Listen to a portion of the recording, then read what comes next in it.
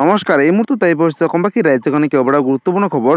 অসমৰ লাখ লাখ ধনী দুখীয়া পৰিয়ালৰ বাবে এটা ডাঙৰ খবৰ। তাত ৰেচন কাৰ্ডত নাম থাকিলে অকল বিনামূলীয়া চাউলে নহয়, তাৰ উপৰিও কেইবাটাও আঁচনিৰ সুবিধা লাভ কৰিব। লগতে মুখ্যমন্ত্ৰী ডক্টৰ হিমন্ত বিশ্ব শৰ্মাই ঘোষণা কৰিছে যে ৰাজ্যৰ যিসকল নিবনুৱা যুৱক যুৱতী আছে তেওঁলোকক 2 লাখকৈ টকা দিব। কিন্তু এই টকা কিহৰ বাবে দিব, কোনে কোনে লাভ কৰিব, সবিশেষ জানিব। আৰু যিসকলে চৰকাৰী ঘৰ আবেদন কৰিছিলে তেওঁলোকৰ বাবে এটা ভাল খবৰ। লগতে PM কিষাণ যোজনা 20 নম্বৰ কিস্তিখন কেতিয়া দিব আৰু কোনে কোনে লাভ কৰিব। লগতে 20 নম্বৰ কিস্তিখন লাভ কৰিব হ'লে বিশেষ কেইটামান কাম কৰিব লাগিব, সবিশেষ জানিব এইটো ভিডিঅ'ৰ মাধ্যমত। গতিকে ভিডিঅ'টো সম্পূৰ্ণকৈ চাওক আৰু ভালদৰে বুজি লওক। তো বলক ভিডিঅ'টো আৰম্ভ কৰোঁ। আৰু আজিৰ প্ৰথমটো খবৰ হৈছে ৰাজ্যৰ লাখ লাখ পৰিয়ালৰ বাবে এটা ডাঙৰ খবৰ। অৰ্থাৎ যিসকল নিবনুৱা যুৱক যুৱতী আছে তেওঁলোকক চৰকাৰে দিব 2 লাখকৈ টকা। কিন্তু এই টকা কিহৰ বাবে দিব, কোনে কোনে লাভ কৰিব, নতুন এটা আপডেট আহিছে। পোনপ্ৰথমতে আপডেটটো এবাৰ চাই লওক। মুখ্যমন্ত্ৰীৰ আত্মনিৰ্ভৰশীল অসম আঁচনিৰ বাবে আহি গ'ল নতুন খবৰ। 2 লাখ টকা ল'বলৈ সাজু হওক যিসকল দুখীয়া পৰিয়াল আছে। মুখ্যমন্ত্ৰী আত্মনিৰ্ভৰশীল আঁচনিৰ বাবে আহি গ'ল এটা ডাঙৰ খবৰ। 2 লাখ টকা ল'বলৈ সাজু হওক আবেদনকাৰীসকলে। অৰ্থাৎ যিসকলে আবেদন কৰিছিলে মুখ্যমন্ত্ৰী আত্মনিৰ্ভৰশীল অসম অভিযান 2.0 তেওঁলোকে লাভ কৰিব। শীঘ্ৰেই অনুষ্ঠিত হ'ব সাক্ষাৎকাৰ। লগতে আত্মনিৰ্ভৰশীল অসম আঁচনিক লৈ মুখ্যমন্ত্ৰী ডক্টৰ হিমন্ত বিশ্ব শৰ্মাই বৃহৎ মন্তব্য কৰিলে। প্ৰতিজন যোগ্য যুৱক যুৱতীসকলে লাভ কৰিব 2 লাখকৈ টকা আৰু এই টকা DBTৰ মাধ্যমত প্ৰেৰণ কৰিব। লগতে 25,000 যুৱক যুৱতীসকলে প্ৰথমতে লাভ কৰিব 1 লাখকৈ টকা।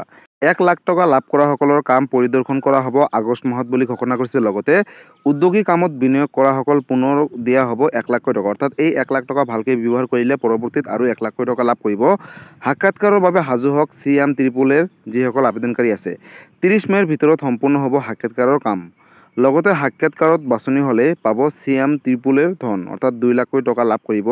মুখ্যমন্ত্ৰী আত্মনিৰ্ভৰশীল আঁচনিৰ বাবে আহি গ'ল এটা ডাঙৰ খবৰ। যদি আপোনালোকে আবেদন কৰিছিলে তেনেহ'লে এটা অত্যন্ত জৰুৰী খবৰ। 2 লাখ টকা ল'বলৈ সাজু হওক, যিহেতু আপোনালোকে লাভ কৰিব অতি শীঘ্ৰেই 1 লাখকৈ টকা। আৰু এই 1 লাখ টকা অৰ্থাৎ প্ৰথম কিস্তিৰ 1 লাখ টকা যদি আপোনালোকে ভালকৈ ব্যৱহাৰ কৰে বা ভালকৈ বিজনেছ কৰে তেনেহ'লে কিন্তু পৰৱৰ্তী সময়ত আৰু 1 লাখকৈ টকা পাব। আৰু যদি এই 1 লাখ টকা লৈ যদি আপোনালোকে যধে মধে খৰচ কৰি দিয়ে, ব্যৱসায় নকৰে, তেনেহ'লে কিন্তু আপোনালোকে পৰৱৰ্তী 1 লাখকৈ টকা নাপাব বুলি ইতিমধ্যে মুখ্যমন্ত্ৰী ডক্টৰ হিমন্ত বিশ্ব শৰ্মাই ঘোষণা কৰিছে। গতিকে যিসকল মুখ্যমন্ত্ৰী আত্মনিৰ্ভৰশীল অসম অভিযান 2.0 আঁচনি আবেদন কৰিছিলে তেওঁলোকৰ বাবে এইটো এটা ডাঙৰ আপডেট আছিলে। আজিৰ পৰৱৰ্তী খবৰটো হৈছে ৰাজ্যবাসীৰ বাবে আন এটা ডাঙৰ খবৰ। অৰ্থাৎ যিসকল দুখীয়া দৰিদ্ৰ আৰু মধ্যবিত্ত পৰিয়ালে চৰকাৰী ঘৰ আবেদন কৰিছিলে তেওঁলোকৰ বাবে বিশেষকৈ ভাল খবৰ। কাৰণ চৰকাৰী ঘৰক লৈ নতুন এটা ডাঙৰ আপডেট আহিছে। পোনপ্ৰথমতে আপডেটটো এবাৰ চাই লওক। চৰকাৰী পকীঘৰৰ বাবে আবেদন কৰিছিলে নেকি? যদি কৰিছিলে তেনেহ'লে এটা ভাল খবৰ। তালিকাত এতিয়াই চাই লওক আপোনালোকৰ নাম আছেনে নাই।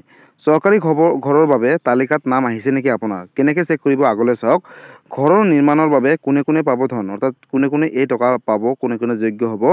চৰকাৰী ঘৰৰ বাবে লাভ কৰিব 1,30,000কৈ টকা। অৰ্থাৎ যিসকল মহিলা আবেদন কৰিছিলে, যিসকল লোকে চৰকাৰী ঘৰৰ বাবে আবেদন কৰিছিল, প্ৰকাশ পালে নতুনকৈ এখন তালিকা। ঘৰ লাভৰ বাবে জিঅ' টেগিং কৰা লোকৰ নাম ইতিমধ্যে চৰকাৰে প্ৰকাশ কৰিছে। অৰ্থাৎ নতুন এখন লিষ্ট প্ৰকাশ কৰিছে চৰকাৰী ঘৰক লৈ। তালিকাত কিদৰে চাব আপোনালোকৰ নাম আছেনে নাই, অৰ্থাৎ নিজৰ মোবাইলতে চাব পাৰিব।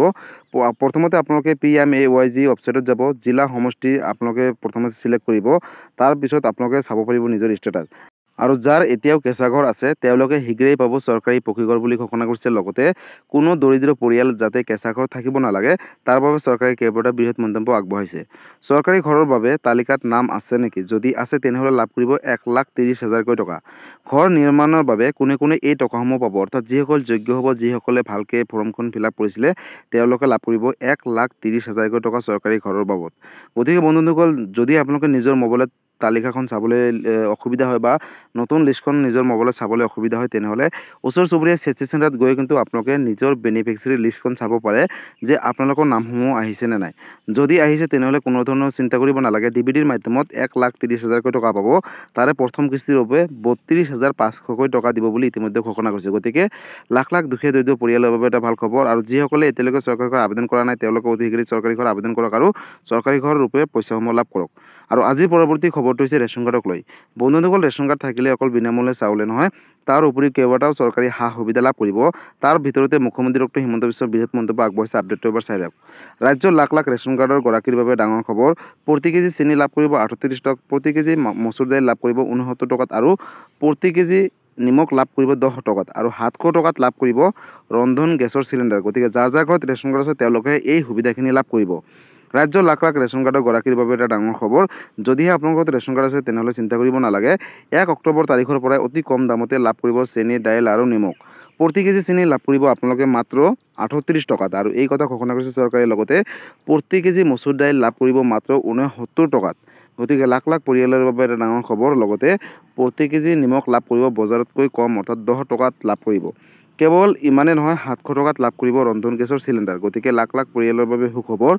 ইয়াৰ উপৰিও যদিহে আপোনাৰ উজ্জ্বলা গেছ কানেকশ্যন আছে মাত্ৰ 250 টকাতে পাব চিলিণ্ডাৰ। পঞ্চায়ত নিৰ্বাচনৰ পিছতে মুখ্যমন্ত্ৰী ডক্টৰ হিমন্ত বিশ্ব শৰ্মাই দিলে ভাল খবৰ ৰাজ্যবাসীলৈ। গতিকে যাৰ যাৰ ঘৰত ৰেচন কাৰ্ড আছে তেওঁলোকে এই সুবিধাখিনি লাভ কৰিব পাৰিব। আৰু যদিহে আপোনালোকৰ ঘৰত এতিয়ালৈকে ৰেচন কাৰ্ড নাই বা ৰেচন কাৰ্ড বনোৱা নাছিলে তেনেহ'লে পোনপ্ৰথমতে ৰেচন কাৰ্ড বনাই লওক আৰু তাৰপিছত কিন্তু এই চৰকাৰী সা সুবিধাখিনি লাভ কৰক।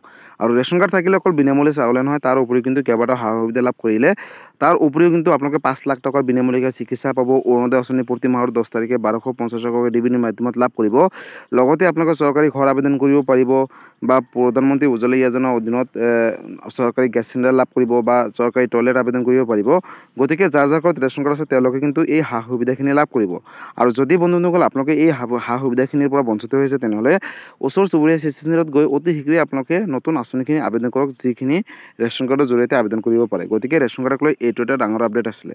আৰু আজিৰ পৰৱৰ্তী খবৰটো হৈছে ৰাজ্যবাসীৰ বাবে আন এটা ডাঙৰ খবৰ, অৰ্থাৎ লাখ লাখ পৰিয়ালৰ বাবে এটা সুখবৰ। বন্ধুসকল, PM কিষাণ যোজনাৰ অধীনত 20 নম্বৰ কিস্তি ধন কেতিয়া দিব আৰু কোনে কোনে লাভ কৰিব। লগতে 20 নম্বৰ কিস্তি ধন লাভ কৰিবলৈ বিশেষ কেইটামান কাম কৰিব লাগিব। অফিচিয়েলভাৱে কেইবাটাও নতুন আপডেট আহিছে, আপডেটটো এবাৰ চাই লওক। জুন মাহৰ প্ৰথম সপ্তাহতে কৃষকসকলে লাভ কৰিব PM কিষাণ যোজনাৰ অধীনত 20 নম্বৰ কিস্তি ধন। PM কিষাণ যোজনাৰ 20 নম্বৰ কিস্তি ধনৰ বাবে প্ৰকাশ কৰিলে নতুনকৈ লিষ্ট। শীঘ্ৰে কৰি লওক এই বিশেষ কেইটামান কাম। আৰু যদি এই কাম নকৰে তেনেহ'লে 20 নম্বৰ কিস্তি ধনৰ পৰা বঞ্চিত হৈ থাকিব বুলি ঘোষণা কৰিছে। লগতে দেশৰ লাখ লাখ কোটি কোটি কৃষকৰ বাবে আহি গ'ল এটা ডাঙৰ খবৰ। যদি আপুনি এজন কৃষক হয় তেনেহ'লে অত্যন্ত জৰুৰী খবৰ। কৃষকৰ একাউণ্টত শীঘ্ৰেই সোমাব চৰকাৰী ধন, অৰ্থাৎ 20 নম্বৰ কিস্তি ধন। চৰকাৰে ধন বিতৰণৰ বাবে সাজু কৰিছে ইতিমধ্যে এখন লিষ্ট, অৰ্থাৎ নতুনকৈ তালিকা। এই মাহতে কৰি লওক এইকেইটা কাম, অৰ্থাৎ বিশেষ কেইটামান কাম কৰিলেহে লাভ কৰিব 20 নম্বৰ কিস্তি ধন। অন্যথা বঞ্চিত হ'ব ধন লাভৰ পৰা। যদিও যোগ্য হয়, যদি এই কামখিনি নকৰে তেনেহ'লে কিন্তু আপোনালোকে বঞ্চিত হৈ থাকিব। যোগ্য হিতাধিকাৰীসকলৰ পৰিৱৰ্তে অযোগ্য হিতাধিকাৰীসকলে ঘূৰাই দিবলগীয়া হ'ব পাৰে PM কিষাণ যোজনাৰ ধন বুলি ঘোষণা কৰিছে চৰকাৰে। লগতে জুন মাহৰ প্ৰথম সপ্তাহতে সোমাব পাৰে PM কিষাণ যোজনাৰ অধীনত 20 নম্বৰ কিস্তি ধন। আজিয়ে PM কিষাণ যোজনাৰ ৱেবছাইটত গৈ কৃষকসকলে EKYC কৰক। আৰু যিসকল কৃষকে EKYC কৰিব তেওঁলোকে লাভ কৰিব। EKYC সম্পূৰ্ণ নোহোৱা কৃষকৰ একাউণ্টত নোসোমাব 20 নম্বৰ কিস্তি ধন। এই তালিকাত আপোনালোকৰ নাম অন্তৰ্ভুক্ত আছে নে নাই চাবলৈ মুকলি কৰিছে ইতিমধ্যে চৰকাৰে ৱেবছাইট, অৰ্থাৎ pmkisan.government.in অফিচিয়েল ৱেবছাইটত গৈ আপোনালোকে ফাৰ্মাৰ কৰ্ণাৰত গৈ প্ৰৱেশ কৰিব আৰু তাৰপিছতে নিজৰ বেনিফিচিয়াৰী ষ্টেটাছত এবাৰ ক্লিক কৰিব। তাতে কিন্তু আপোনালোকে ৰেজিষ্ট্ৰেশ্যন নম্বৰৰ সৈতে OTPৰ সৈতে কিন্তু আপোনালোকে চেক কৰিব পাৰিব নিজৰ বেনিফিচিয়াৰী ষ্টেটাছ। হিতাধিকাৰীসকলৰ বাবে মুকলি কৰা হৈছে ট'ল ফ্ৰী নম্বৰ। যিকোনো সমস্যা হ'লেই যোগাযোগ কৰিব পাৰিব বা যিকোনো অসুবিধা হ'লে আপোনালোকে ফোন কৰিব পাৰে। ছেভ কৰি লওক 155261 অথবা অৰ্থাৎ বিশেষ 3টা নম্বৰ হেল্পলাইন নম্বৰ মুকলি কৰিছে 1800115526। এই বিশেষ নম্বৰত কিন্তু আপোনালোকে অতি শীঘ্ৰে যোগাযোগ কৰিব পাৰিব। লগতে 011233381092 এই বিশেষ নম্বৰকেইটাত কিন্তু আপোনালোকে শীঘ্ৰেই যোগাযোগ কৰিব যদি PM কিষাণ যোজনাক লৈ কিবা অসুবিধা হৈ আছে বা আপোনালোকে যদি যোগ্য হয় তথাপিও যদি 19 নম্বৰ কিস্তি ধন পোৱা নাই, কিহৰ বাবে পোৱা নাই যদি আপোনালোকে গম পোৱা নাই তেনেহ'লে এই বিশেষ নম্বৰকেইটাৰ লগত যোগাযোগ কৰি কিন্তু আপোনালোকে অসুবিধাৰ কথাখিনি জানিব পাৰিব। লগতে এই নম্বৰত ফোন কৰিব হ'লে ৰাতিপুৱা 9টা বজাৰ পৰা গধূলি 4টালৈকে 4টা বজাৰ আগতে ফোন কৰিব লাগিব। তেতিয়াহে অফিচিয়েল টাইম হয়, তেতিয়া অফিচখিনি খোলা থাকিব আৰু আপোনালোকে ৰেছপন্স পাব। গতিকে বন্ধুসকল, অকল EKYC কৰিলে যে 20 নম্বৰ কিস্তি ধন পাব এইটো কোনো কথা নহয়। তাৰ উপৰিও কিন্তু আপোনালোকে বেংকৰ লগত আধাৰ কাৰ্ড লিংক ৰাখিব লাগিব। লগতে মাটিৰ জমাবন্দীখিনি আপডেট দিব লাগিব। লগতে ফাৰ্মাৰ ৰেজিষ্ট্ৰেশ্যন কৰাটো বাধ্যতামূলক। বন্ধুসকল, যিসকল কৃষকে ফাৰ্মাৰ ৰেজিষ্ট্ৰেশ্যন কৰিব তেওঁলোকে কিন্তু 20 নম্বৰ কিস্তি ধন লাভ কৰিব। আৰু ইতিমধ্যে কেইবাটাও ছ'চিয়েল মিডিয়াত আপডেট আহিছে যে যিসকল কৃষকে যোগ্য হ'ব, অৰ্থাৎ এটা পৰিয়ালৰ পৰা কিন্তু এজন সদস্যহে PM কিষাণ যোজনাৰ অধীনত 20 নম্বৰ কিস্তি ধন লাভ কৰিব। আৰু 20 নম্বৰ কিস্তি ধন 4000কৈ দিব নেকি, বহুতো অফিচিয়েল ৱেবছাইটত আপডেট আহিছে। বন্ধুসকল চাওক, চৰকাৰে কেইবাটাও নতুনকৈ বাজেটত সিদ্ধান্ত গ্ৰহণ কৰিছে যে 4000কৈ দিয়াৰ কথা আপডেট অনুসৰি এতিয়ালৈকে ফাইনেল হোৱা নাই। আৰু যেতিয়া ফাইনেল হয় লগালগ মই ভিডিঅ' এটা বনাই আপোনালোকৰ মাজত অৱগত কৰিম। তাৰ বাবে আপোনালোকে এই চেনেলৰ লগত জড়িত হৈ থাকিব আৰু সবিশেষ আপডেটসমূহ PM কিষাণক লৈ পাই থাকিব।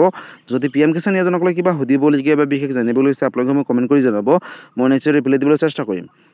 লগতে যদি আপোনালোকে বেংকৰ লগত আধাৰ কাৰ্ড লিংক কৰা নাই তেনেহ'লে IPB অৰ্থাৎ ইণ্ডিয়ান পোষ্ট পে'মেণ্ট বেংকত গৈ অতি শীঘ্ৰে এটা একাউণ্ট খুলি লওক আৰু তাতে কিন্তু আপোনালোকৰ আহিবলগীয়া PM কিষাণ যোজনাৰ অধীনত 20 নম্বৰ কিস্তি ধন সোমাব।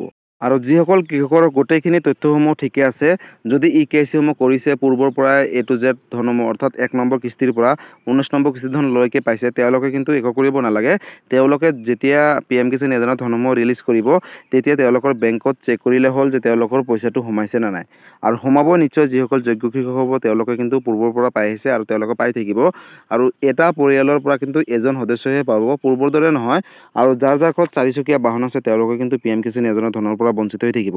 আৰু বন্ধুসকল, যদি আপোনালোকে নতুনকৈ লিষ্টখন চাব বিচাৰিছে তেনেহ'লে আপোনালোকে pmkisan.government.in অফিচিয়েল ৱেবছাইটত গৈ তললৈ স্ক্ৰল ডাউন কৰিব। কৰাৰ পিছত কিন্তু আপোনালোকে তাতে চাব বেনিফিচিয়াৰী লিষ্ট, আৰু বেনিফিচিয়াৰী লিষ্টৰ ওপৰত ক্লিক কৰিলে কিন্তু আপোনালোকে নিজৰ ষ্টেট, তাৰপিছত ডিষ্ট্ৰিক্ট, চাব ডিষ্ট্ৰিক্ট, লগতে আপোনালোকে কিন্তু গোটেইখিনি তথ্য আপোনালোকে দিব, যোনটো হয় জ্বৰ দি পেলি আপোনালোকে ছাবমিট কৰি দিব, আৰু লগালগ এটা আপোনালোকৰ সন্মুখত নতুনকৈ পেজ আহিব। আৰু সেই পেজখনত যদি আপোনালোকৰ নাম থাকে তেনেহ'লে লাভ কৰিব 20 নম্বৰ কিস্তি ধন। আৰু যদি নাম নাথাকক তেতিয়া স্ক্ৰল ডাউন কৰিব, তললৈ নেক্সট আহিব 1 2 3 এনেকৈ আহিব। তথাপি কিন্তু আপোনালোকে নিজৰ নামসমূহ চাব পাৰে। গতিকে PM কিষাণ যোজনাক লৈ এইটো এটা ডাঙৰ আপডেট আছিলে। যদি PM কিষাণ যোজনাক লৈ কিবা সুধিবলগীয়া বা বিশেষ জানিবলগীয়া আছে আপোনালোকে মোক কমেণ্ট কৰি জনাব, মই নিশ্চয় ৰিপ্লাই দিবলৈ চেষ্টা কৰিম। গতিকে বন্ধুসকল, আজি আছিলে এইটো এটা ইনফৰ্মেটিভ ভিডিঅ' আৰু গুৰুত্বপূৰ্ণ খবৰ। ভিডিঅ'টো চাই কেনেকুৱা পালে? যদি ভাল পালে চেনেলত নতুনকৈ আছে চেনেলটো ছাবস্ক্ৰাইব কৰিব, লাইক কৰিব। কিবা সুধিবলগীয়া বা বিশেষ জানিবলগীয়া আছে আপোনালোকে মোক কমেণ্ট কৰি জনাব, মই নিশ্চয় ৰিপ্লাই দিবলৈ চেষ্টা কৰিম। লগতে এই ভিডিঅ'টো আপোনালোকৰ সকলোৰে মাজলৈ শ্বেয়াৰ কৰি দিব, কাৰণ এই আপডেটকেইটা সকলোৱে জনাটো উচিত বা চোৱাটো উচিত। লগতে এই ভিডিঅ'টো আপোনালোকে ক'ৰ পৰা চাই আছে সকলোৱে কমেণ্ট কৰি জনাবলৈ নাপাহৰিব। ধন্যবাদ। জয় আই অসম।